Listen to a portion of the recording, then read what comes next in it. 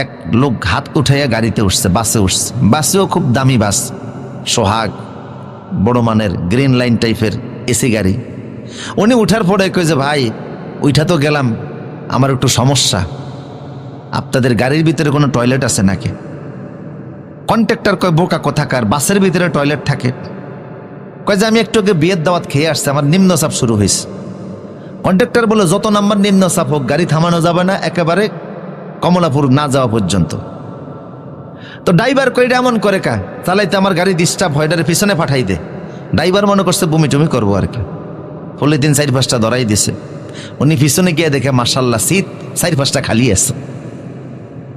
যা করে আল্লাহ পলিথিনের ভিতরে আনলোড কইরা ভাবলে এমন পলিথিন যদি গাড়ির মধ্যে রাখি যাত্রীরাও গালিগালাজ করবে, আর ড্রাইভার আর হেল্পার তো 14 গোষ্ঠী উদ্ধার করবে। কি করা যায়?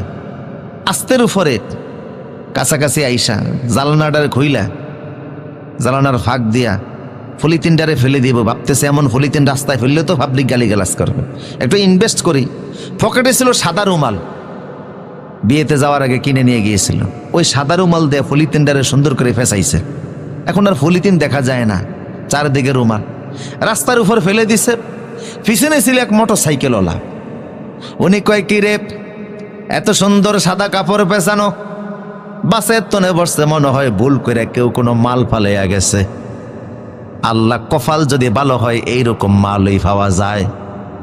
কাছাকাছি আইসা পলিথিনটারে দইরা ব্যাগে ঢুকাইছে। কয় আল্লাহ 7 সকাল বেলা যে নিয়ামত দিছে, বাড়ি গিয়া বউ সুদ্ধা দেখবো কোন মাল পাইছি।